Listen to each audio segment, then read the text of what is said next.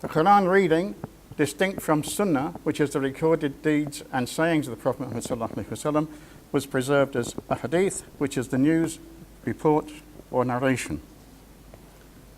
At the time of the Prophet sallallahu alaihi wasallam, we're told that 17 people could read in Mecca, 12 people could read and write in Medina.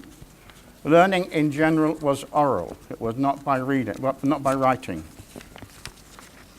And it's worth bearing that in mind.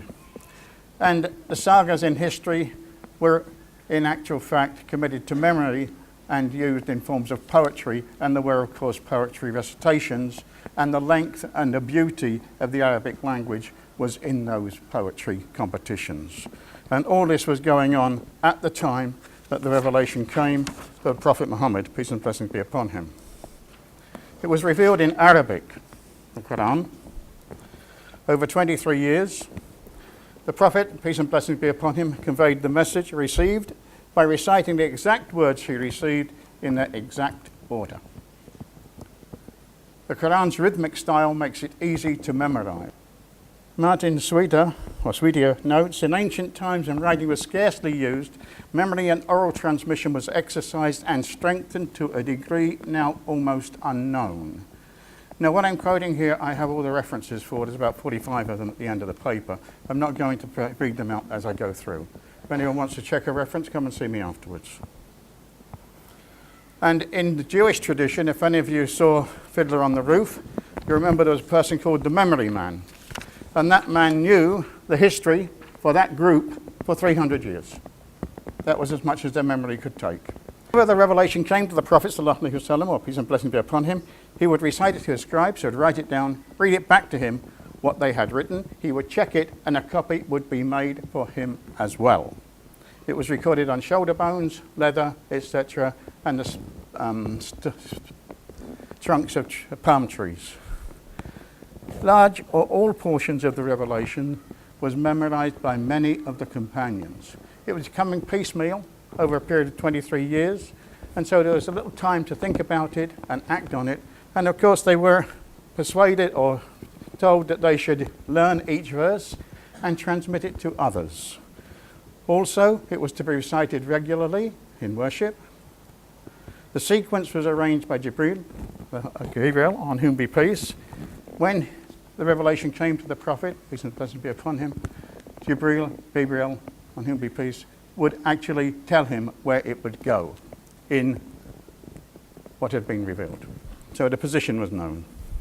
Each Ramadan, he would repeat after Jibreel, on whom be peace, the entire Quran in its exact order as far as it had been revealed. And in the last year of his life, he repeated it twice. So not only were the words known, not only was the sequence known, but also the order. Now, gradually the companions spread out from Medina, as you know, after the farewell Hajj. Something like 140,000 were present, and over 110,000 actually moved out of Medina and died outside of Medina.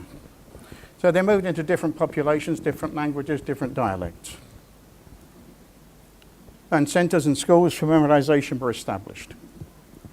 Now, what happened was that the Prophet, peace and blessings be upon him, actually appointed people to read or recite or teach the Quran in particular dialects in certain areas. Now, as it spread farther and farther after the demise of the Prophet ﷺ, so there became problems. Which dialect should they learn? And in some cases there was confusion. In other cases there was a mixture. People might learn two. But let's just look a little at what some of the other people say who aren't Muslims. Kenneth Gragg, as you probably know, was actually the Bishop of Jerusalem at one time.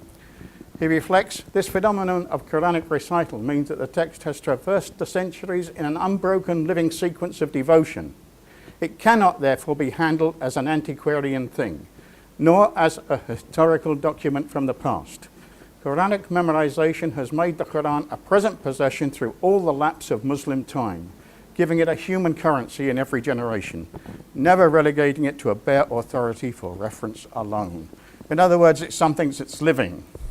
After the Battle of Yamama, these were known as the Qurra Wars, wars of apostasy, where a false prophet came up, the same there. And this was after the demise of the Prophet sallallahu alaihi wasallam, or peace and blessings be upon him, during the caliphate of Abu Bakr Siddiq. May Allah be pleased with him.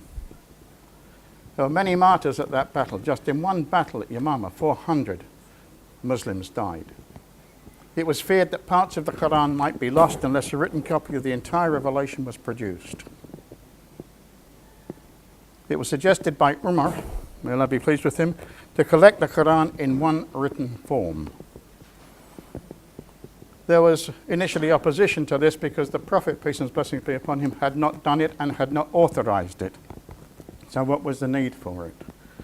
But gradually, Abu Bakr Siddiq came round to the thinking that it was a good idea. And he requested Zayd bin Thabit to head a committee to collect scattered recordings and prepare one collection of loose sheets, known as suhuf.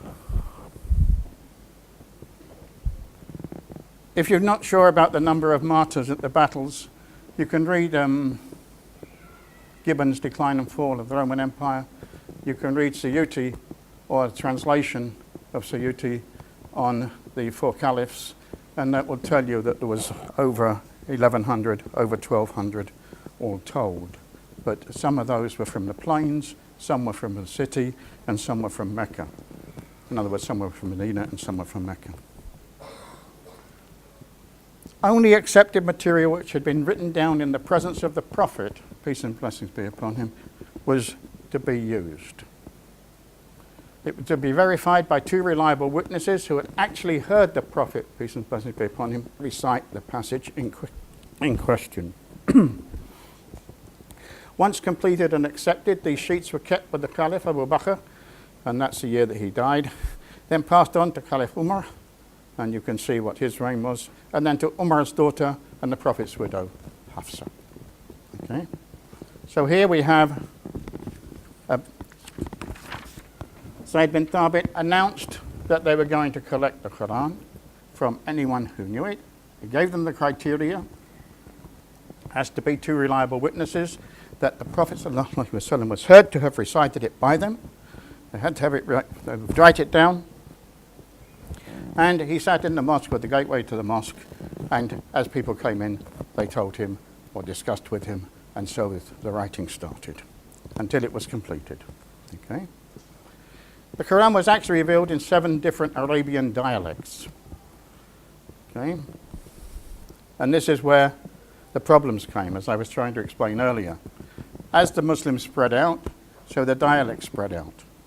And more than that, they began to merge, or to diverge, if you like, but actually to merge.